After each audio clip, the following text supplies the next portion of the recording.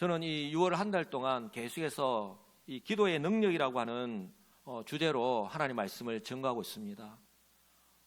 저와 여러분들이 실제 삶 속에서 우리가 경험하고 살아가고 있듯이 지금은 그 어느 때보다 위기의 때가 아닐 수가 없습니다. 우리가 삶 속에서 그대로 체험할 수 있거든요. 바로 이러한 때에 성도로서 또 교회가 해야 할 일이 무엇일까? 바로 하나님께 나아가서 기도해야 할 때인 줄 알고 또 아는 것으로 그치지 아니하고 기도해야 하기 때문에 제가 하나님 말씀을 계속해서 전하고 있습니다. 성도 여러분, 하나님의 관심은 교회입니다. 믿으십니까? 예, 하나님의 관심은 교회입니다. 왜냐하면 교회는 그리스도의 핏값으로 사신 그의 몸이기 때문입니다. 할렐루야. 하나님께서 여수 시민교회를 오늘 여기까지 인도하시고 사랑이 변함이 없으신 이유입니다. 바로 그리스도의 핏값으로 대속받은 저와 여러분 한 사람 한 사람을 하나님의 때에 여수 시민교회로 부르셨기 때문입니다. 우리 부모의 관심이 사랑으로 낳고 또한 온 마음과 정성을 다해서 기른 그 자녀 한 사람 한 사람에게 있듯이 우리 하나님의 관심은요, 우리 여수 시민교회에 속한 성도 한 사람 한 사람에게 있음을 믿으시기 바랍니다. 우리가 살아가는 삶의 모습이 다 다릅니다. 삶의 환경이 다 다릅니다. 그럼에도 불구하고 우리 하나님의 눈이 우리 성도 한 사람 한 사람에게 향해 있고요, 지금 이 시간에도 우리 하나님을 예배하는 우리 이 여수 시민교회를 향해서 우리 하나님이요, 얼굴을 냅다 이렇게 들이밀고 이곳을 지켜보고 계심을 믿으시기 바랍니다. 그러니 우리 하나님께서는요, 우리 성도 한 사람 한 사람이 지금 현재 무엇 때문에 왜 몸도 마음도 어렵고 힘든 가운데에 그렇게 하루하루를 살아가고 있는지 너무나도 잘 아십니다. 그리고요, 그 문제를 해결해 주시기를 원하십니다. 할렐루야. 중요한 것은요, 우리 성도 한 사람 한 사람이 그리고 교회가 스스로 그 문제를 풀어야 한다라고 하는 사실입니다. 어떻게 해요? 저와 여러분이 나의 힘으로 해결할 수 없는 그 문제 앞에서, 그 위기적 상황 앞에서, 환경 앞에서 어떻게 해야 하는지, 그리고 그때 어떤 일이 일어나는지, 어떤 변화가 일어나는지 하나님께서 성경을 통해서 오늘 또 우리에게 말씀하시고 교훈하십니다. 그러므로 오늘 초대 교회인 이 예루살렘 교회에 어떤 일이 일어났는지, 이 예루살렘 교회가 어떤 위기를 만났는지, 그리고 그때 예루살렘 교회가 어떻게 하였는지, 그리고 그때 예루살렘 교회에 어떤 변화가 일어났는지, 아니 하나님께서 어떻게 역사하셨는지를 살펴보고 오늘 또 교훈받는 은혜의 시간이 되시기를 주님의 이름으로 간절히 축복합니다. 왜냐하면 하나님께서는 지금 또 살아계셔서 역사를 주관하고 계시고 우리 여수 시민교회를 향하신, 우리 성도 한 사람을 향하신 그 하나님의 사랑이 지금 또 여전히 변함이 없기 때문입니다. 할렐루야. 이를 위해서요, 먼저 초대교회인 이 예루살렘 교회가 어떤 교회인지 그 특징부터 간단하게 살펴볼 필요가 있습니다. 여러분, 예루살렘 교회가 어떤 교회입니까? 그 무엇보다도요, 하나님의 섭리 가운데 세워진 최초의 교회입니다. 이미 십자가를 통해서 구속사역을 완성하시고 그리고 성천하시면서 하신 그 주님의 약속을 믿고 순종할 때에 불과 며칠 만에 오순절에 성령의 임재를 목도한 사람들로부터 이 신약의 교회가 시작되었습니다.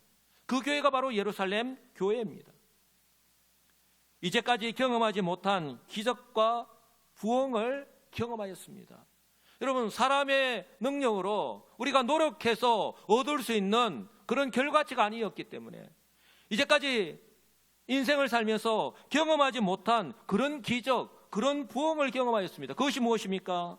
바로 주님께서 약속하신 성령의 강림과 함께 성령 세례를 받았습니다. 아울러 성령으로 충만하여서 그 당시에 약 16개국에 해당되는 외국어로 복음을 전파하는 성령의 능력이 나타났습니다. 바로 유일하게 성령 세례와 함께 성령의 충만함이 나타나서 하나님의 놀라운 역사하심이 나타났던 때가 바로 초대교회 예루살렘 교회의 때의 모습입니다. 그러니 개척 교회임에도 불구하고 대형 교회가 되었죠.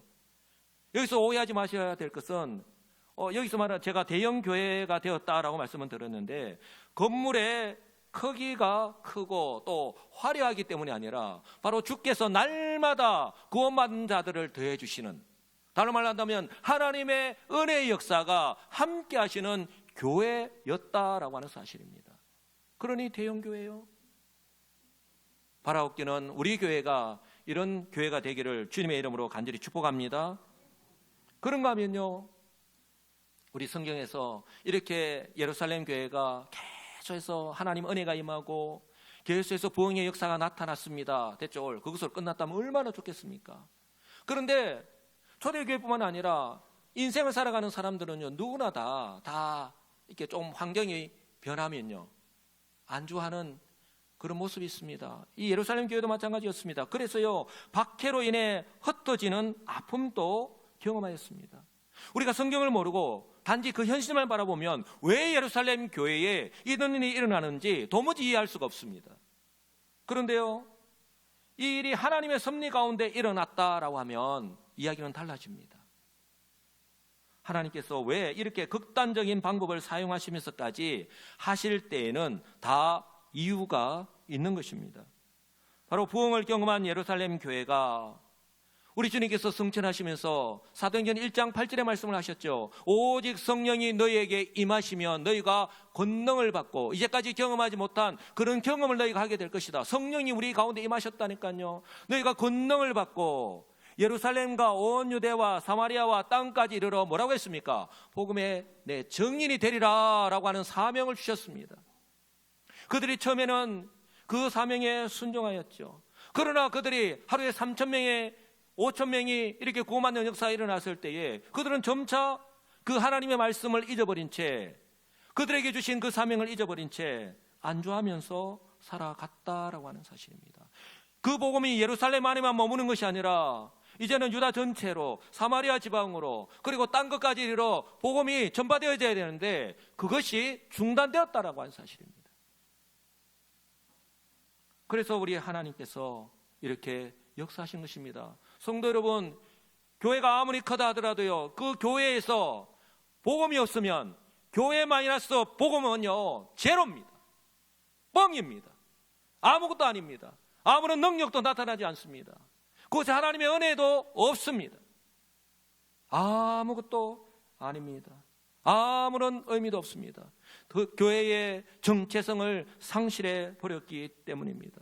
바로 하나님께서요, 이런 예루살렘, 이런 위험에 빠지려고 하는 예루살렘 교회를 하나님께서 그 하나님의 구원 역사를 계속해서 이루어 가시기 위해서, 좀 더 구체적으로 말하면 예루살렘에 머물러 있는 이 복음을 이제는 유다 전체와 그리고 이방인 지역에까지 계속해서 복음을 전하시기 위해서 이렇게 핍박이라고 하는 극단적인 방법을 사용하셔서 그렇게 수많은 성도들을요 강제로 흩어버리신 것입니다. 여러분, 성경에서 흩으셨다라고 했을 때 여러분 물을 이렇게 한 주먹을 웅큼쥐고 이렇게 촥 이렇게 뿌려보신 적 있으시죠? 그렇죠? 뿌려보신 적 있으시죠? 이렇게 흩으셨다 했을 때에 물이 이렇게 쫙 갈라지듯이 그렇게 하나님께서 흩으셨다라고 하는 사실입니다. 그래서 사도들을 제외하고 유다 전역과 사마리아 전역으로 흩어졌습니다. 이방인 지역에까지 그들이요 가서 그냥 실망하고 좌절하고 주저앉아 있는 것이 아니라 그곳에서 복음을 전하도록 하셨습니다. 바로 하나님의 방법으로 복음을 확장시켜 갔습니다. 또한 예루살렘 교회는요 리더 중심형 교회입니다. 지금 이 시대에도 우리 장로회에서는 특히 당회가 중심이 되어서 모든 것을 결정을 하고 또 이렇게 교회를 이렇게 섬겨 나가지만 그 당시 사도 베드로를 비롯한 사도들과 장로들이 중심이 된 교회입니다. 특히 그 당시에는 하나님의 구원 역사를 이루어 가시기 위한 특별하신 하나님의 방법이기도 합니다. 이렇게 아무런 문제 없이 교회가 계속해서 이렇게 부흥의 역사가 나타났다 하면 참 좋겠는데, 여러분, 문제는 교회가 위기를 만났을 때입니다. 전혀 예상치 못한 그런 위기를 만났을 때에 바로 성도들의 능력으로 해결할 수 없는 예상치 못한 문제가 발생하였을 때입니다. 바로 그럴 때에 그 성도의, 그 교회의 진면목이 나오는 것입니다. 건강한 성도인가, 건강한 교회인가 하는 것이 그때 드러나는 거예요. 여러분, 우리가요, 건강할 때는요, 바이러스가 우리 가운데 침투해도 들어왔다가 탁 튕겨서 나갑니다. 그러나 우리가 몸이 약해지고 면역력이 약해지면 그 바이러스가 들어와서 우리 가운데 염증을 일으키고 열이 나고 우리가 아파 누울 수밖에 없는 거예요.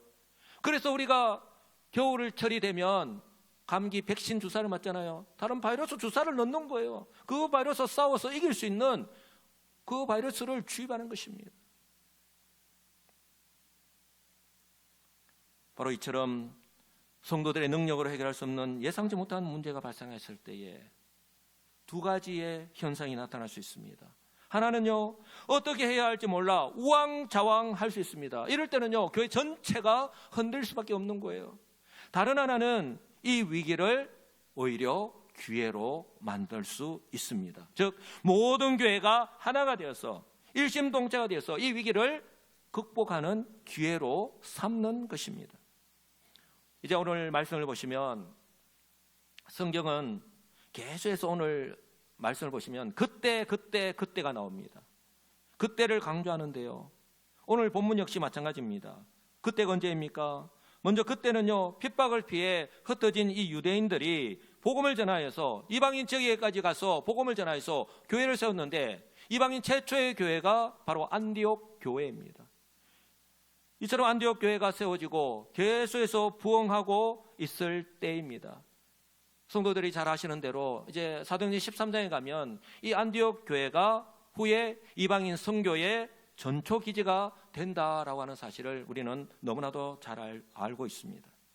또한 그때가 언제인가? 바로 예루살렘의 기근으로 인해서 흉년이 발생했을 때입니다.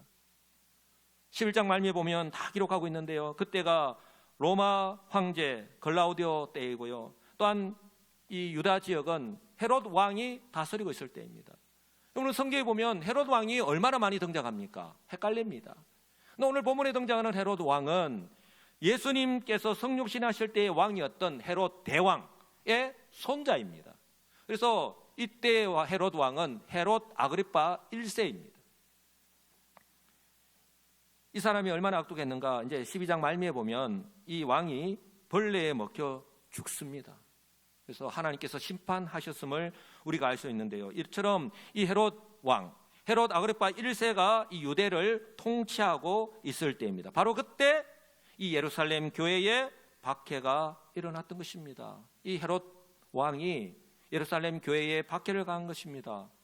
어떤 모습으로 이 예루살렘 교회에 박해를 가했습니까? 1절을 한번 보시기 바랍니다. 그때에 헤롯 왕이 손을 들어 교회 중에서 몇 사람을 해하려 하였다라고 말씀합니다. 성도 여러분, 우리가 하나님께 기도하기 위해서 두 손을 드는 것, 내가 잘못했습니다, 나를 용서해 주세요 하면서 손을 드는 것, 또 많은 사람들이 왔을 때 환영하기 위해서 환영합니다라고 이렇게 손을 든 것이 아닙니다.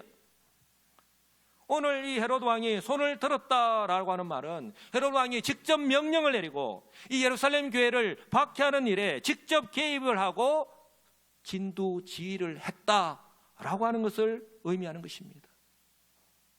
그리고 이 손을 들어서 뭘 했다고 합니까? 해하려 하였다라고 했습니다.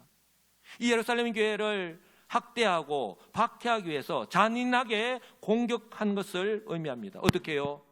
감옥에 가두거나 또 심한 고문을 하여서 심지어 죽이는 것까지 서슴지 않는 것을 말씀하고 있는 거예요. 그래서 시범 케이스로 누구를 선택했습니까? 바로 사도 요한의 형제 야고보 사도를 딱 택해서 칼로 목을 베어서 죽여버린 것입니다. 이 사건으로 인해서 나타난 반응을 보면요, 유대인들은 어떻게 반응하였습니까? 오늘 성경을 보면 3절에 보시면 이 유대인들은 헤롯 왕이 예루살렘 교회의 지도자인 야고보 사도를 칼로 죽였다라고 하는 소식을 듣고서 너무나 기뻐했다고 말씀합니다. 너무 좋아했다고 말씀합니다. 이 헤롯 아그리파 1세가 시범 케이스로 이 야고보 사도를 죽였는데 이 소식을 들은 거예요. 와, 유대인들이 너무 좋아하구나. 이 헤롯 아그리파 1세가 어떤 사람입니까? 이 사람에게서는 정의와 공정을 찾아볼 수가 없습니다. 그러니 이 나라를 정의와 공정으로 운영하는 것이 아니라, 다스리는 것이 아니라 유대인들의 눈치를 보면서 통치를 하는 거예요. 그러니 유대인들이 싫어하는 일은 하지 않았고, 이처럼 유대인들이 좋아하는 것이라면 그 일이 어떤 일이든지 상관없이 과감하게 행하였던 것입니다. 그래서 이 야고보 사도를 칼로 목 베어서 시범케이스로 죽였던 것입니다. 그리고 이것으로 그치지 않고 유대인들이 좋아하니까 예루살렘 교회의 담임 목사라고 할 수 있는 사도 베드로조마저 그 시간이 이 무교절 기간임에도 불구하고 아랑곳하지 않고 체포하여서 감옥에 가두어 놓았던 것입니다. 왜냐하면 사도 베드로가 사도들 가운데서도 가장 핵심적인 역할을 하고 있었기 때문에 이 베드로를 잡아서 감옥에 가두면 유대 지도자들이 자신을 더욱더 전폭적으로 지지해 줄 것이다라고 생각하기 때문에, 왜냐하면 그렇게 지지해 줘야지만이 자신의 자리가 계속해서 유지할 수 있기 때문에 그렇습니다. 그래서 유대인의 최고의 명절인 이 유월절을 앞두고 있었기 때문에 그때에 이 예루살렘에 얼마나 많은 사람들이 와 있는지 모릅니다. 디아스포라 유대인들을 포함하여서 얼마나 많은 사람들이 이 예루살렘에 와 있기 때문에 바로 그 기간에 사도 베드로를 감옥에 체포해서 감옥에 가두어 놓았던 것입니다. 왜냐하면 이 소문이 유대인들에게 삽시간에 싹 퍼지거든요. 베드로가 잡혔다라고 하는 소식은 유대인들에게서는 빅뉴스이자 핫 이슈이기에 충분했기 때문입니다.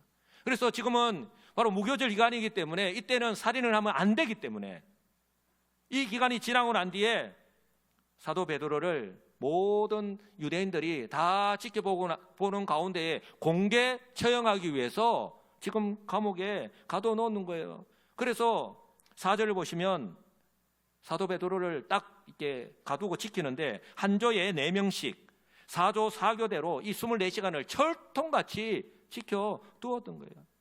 여러분, 우리가 오해하지 말아야 될 것은 사도 베드로를 폭도로부터 지키고 보호하기 위해서가 아닙니다. 오히려 그 반대입니다. 이 유월절이 끝나면 사내들인 공회를 열어서 합법적으로 베드로의 사형을 가결하고 이미 약속이 다 되어 있을 거예요. 일사천리로 가결을 하고 이 사도 베드로를 처형하려고 다 계획하고 있었던 거예요.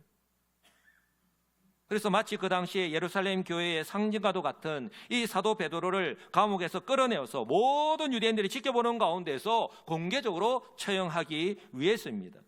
왜요? 왜 이런 일들을 스스럼지 않고 행합니까? 사도 야고보를 죽인 것도 모자라서 이제는 사도 베드로를 죽이려고 하는 이유가 무엇입니까?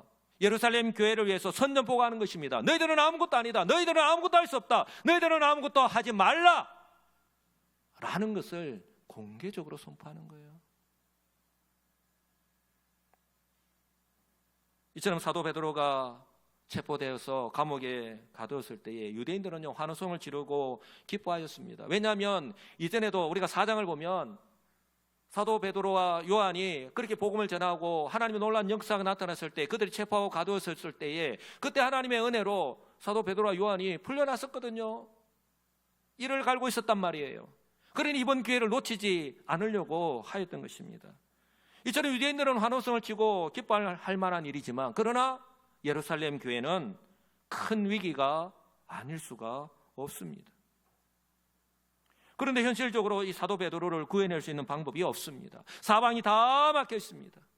꼼짝없이 감옥에서 처형될 날만 기다릴 수밖에 없는 거예요. 이렇게 가만히 시간이 지나가다가는 꼼짝없이 사도 베드로가 사도 야고보처럼 또 죽을 수밖에 없는 거예요. 베드로가 구출될 수 있는 유일한 길은 한번 따라서 할까요? 기적밖에는 없습니다. 예. 여러분 혹시 이 말씀 들어보셨습니까? 인간의 마지막은 하나님의 시작입니다. 할렐루야. 예. 우리 사람의 마지막은요, 하나님의 시작입니다. 우리는 능력이 한계가 있습니다. 그러나 우리 하나님은요, 전능하신 하나님이시잖아요. 이 땅에서는 사방팔방 모든 것이 다 막혀 있습니다. 그 어떤 방법도 없습니다. 자, 여러분들이 지금 어떤 어려움에 빠져 있습니까? 건강 때문에, 어떤 문제 때문에, 말 못할 그 모든 어려움 때문에 지금 내가 할 수 있는 것 아무것도 없어요. 사방팔방 모든 것이 다 막혀 있습니다. 그런데요, 유일하게 하나 열려 있는 곳이 있습니다. 바로 하늘은 활짝 열려 있습니다. 할렐루야. 그 하늘이 바로 우리를 향해서, 교회를 향해서 활짝 열려 있습니다. 그런데 우리는요, 이 땅 가운데 살면서 그 하늘을 바라보지 않습니다. 그 하늘 향해서 나아가지 않습니다. 이 땅만 바라보고 좌우에 사방에 팔방에 막혀있는 그것만 바라보는 거예요. 그리고 막혀있는 그 현실을 바라보면서 낙심하고 좌절하고 그렇게 포기한 채로 살아가고 있다는 거예요. 하늘을 바라보지 않습니다. 사도행전 창세기 28장을 보면 야곱이 아버지 이삭으로부터 장자의 축복을 가로챈 후에 또 이 사실을 알게 된 형 에서를 피해서 외삼촌 라반의 집을 향해서 도망하는 그런 내용이 나옵니다. 여러분, 잘못을 하고 도망을 하는 사람의 마음이 어떠하겠습니까? 지금 경찰차 그 소리만, 경찰서가 저 앞에 있으면, 파출소가 저 앞에 있으면 가다가 돌아서 가잖아요. 경찰 사이렌만 소리만 들어도 심장이 벌떡벌떡 뛰잖아요. 가다가 갑자기 서든든 의심해 봐야 됩니다, 그런 사람들. 근데 지금 잘못을 하고 도망을 가는 이 야곱의 그 심정이 어떠하겠습니까? 모든 것이 불안합니다. 왜요? 언제 형 에서가 자신을 죽이기 위해서 올지 모르기 때문입니다. 그래, 몸은 피곤한데 잠을 자도 자는 것이 아닙니다. 선잠을 자지 않겠습니까? 자다가 놀라서 깨고. 외삼촌 라반의 집까지는 거리가 얼마나 멉니까? 그 먼 거리 동안에 가는 길에 무슨 일이 생길 줄 모르고 자신이 의지할 것이라고는 아무것도 없습니다. 그리고 자신이 할 수 있는 것 또한 아무것도 없습니다. 바로 이러한 때에 내가 잠을 자는 둥 마는 둥, 그렇게 야곱이 베델에 이르렀을 때에 그때 돌베개를 베고 자던 중에, 여러분, 돌베개를 만들어서 잤다고 생각하시면 안 됩니다. 그냥 돌이 있는데 거기에 그 돌을 베개 삼아서 잤다는 거예요.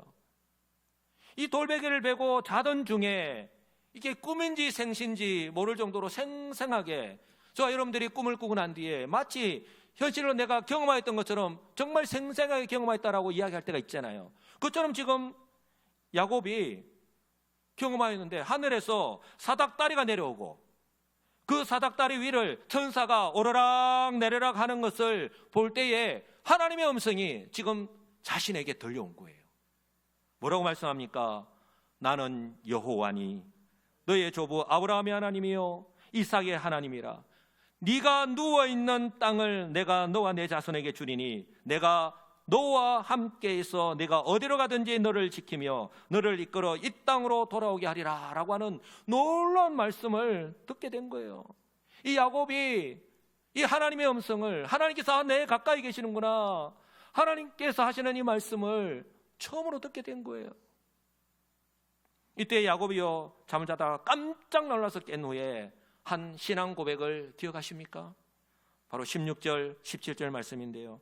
여호와께서 과연 여기 계시거늘 내가 알지 못하였나이다.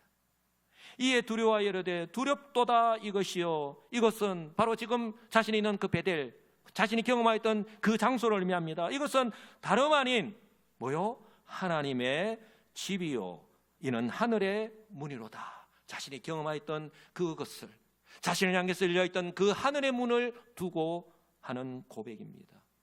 사랑하는 성도 여러분, 야곱이요 하나님께서 바로 자기 곁에, 자기 가까이에 임재하여 계신다라고 하는 사실을 처음으로 깨닫고 믿게 되는 정말 역사적인 순간이 아닐 수가 없습니다. 바로 저와 여러분들 역시 예수를 믿고 이 같은 하나님의 놀라운 은혜의 역사를 경험할 때가 있었을 거예요.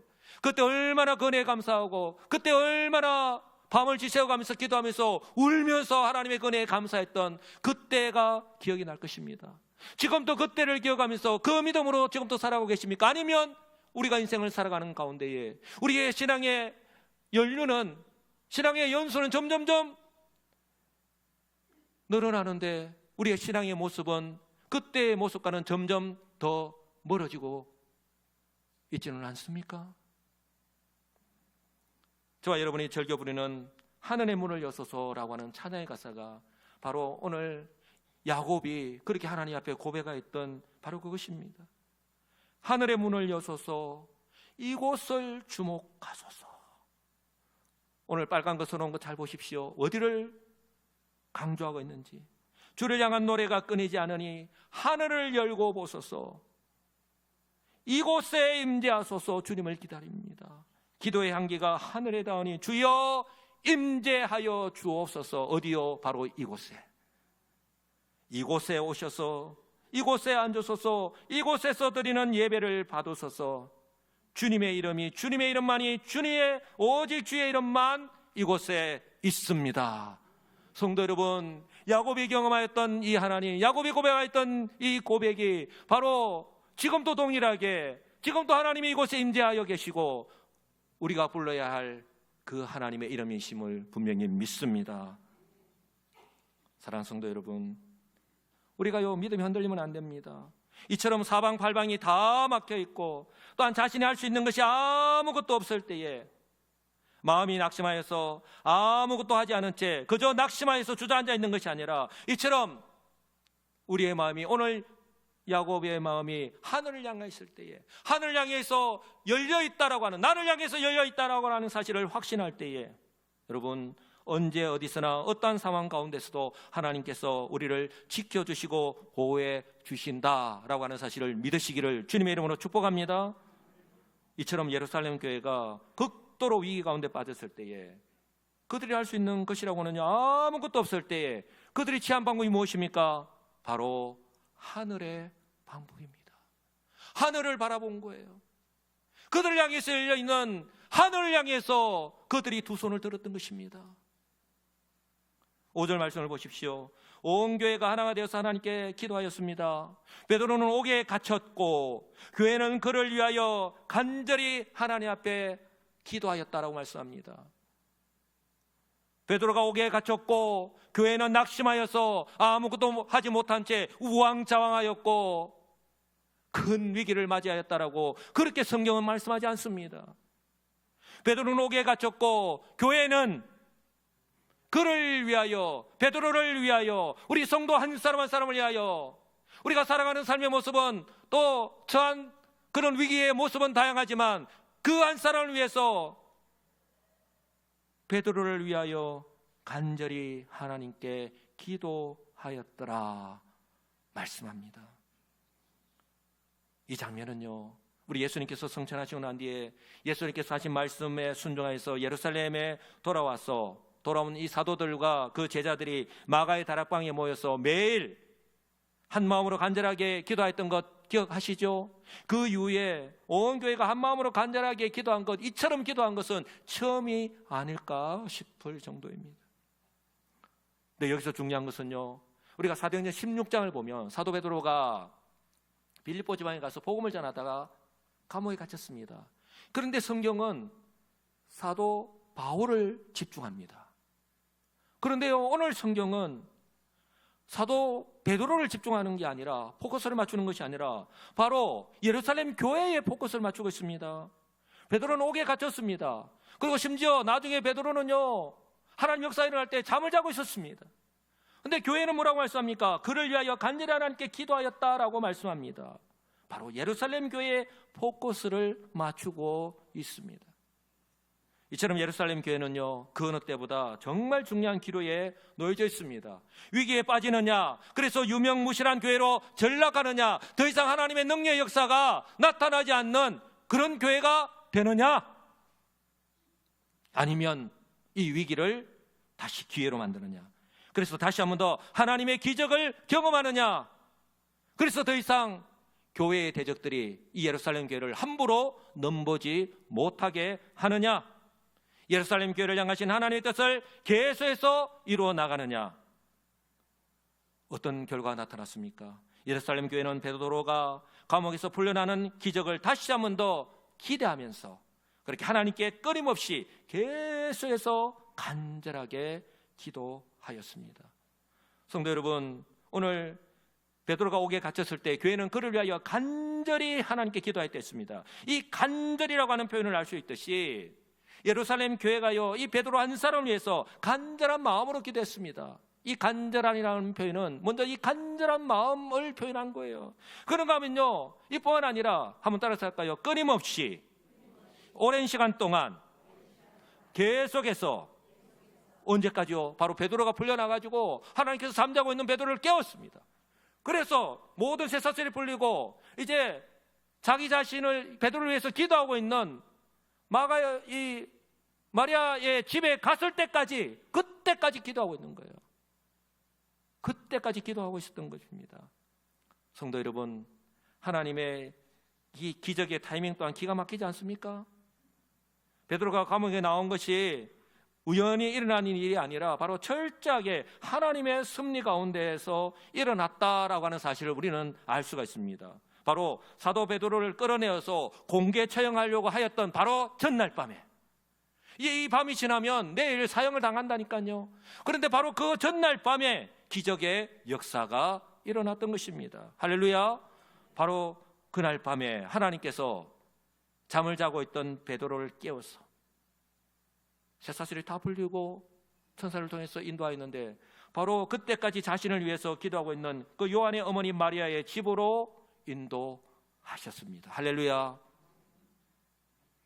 위기를 맞이했을 때에 성도 스스로가, 교회가 해결해야 됩니다. 어떻게 할 때? 바로 우리를 향해서 열려있는 그 하늘을 향해서 우리가 나아갈 때에 하나님께서, 우리 가까이 계시는 하나님께서 역사하심을 오늘 성경은 우리에게 말씀합니다. 사랑하는 성도 여러분, 하늘의 문은 지금 또 활짝 열려 있습니다. 하나님의 역사는 지금 이 시간에도 계속되고 있음을 믿으시기 바랍니다. 바라기는 그 주인공이 되시기 바랍니다. 우리 교회가 그 주인공이 되기를 원합니다. 그러므로 바라기는요, 바로 지금이 기도해야 할 때인 줄 알고 순종하여서 믿음으로 기도하셔서 우리 성도 한 사람 한 사람이, 그리고 우리 성도의 가정마다, 그리고 기업과 생업, 그리고 일터에, 그리고 우리 여수 시민교회에 하늘문이 열리는 기적의 역사가 일어나기를 주님의 이름으로 축복합니다. 하늘에 하나님의 그 기적과 역사가 일어나는 것을 이번 한 주간에도 그리고 우리가 남아있는 인생을 살아가는 동안에 이처럼 우리가 하늘문을 열린 것을 확신하고, 그렇게 하늘을 향해서 우리가 나아갈 때에 역사하시는 것을 매일의 삶 속에서 누리면서 살아가시는 복 있는 시민교회 성도들이 다 되시기를 우리 주 예수 그리스도의 이름으로 간절히 축복합니다. 아멘.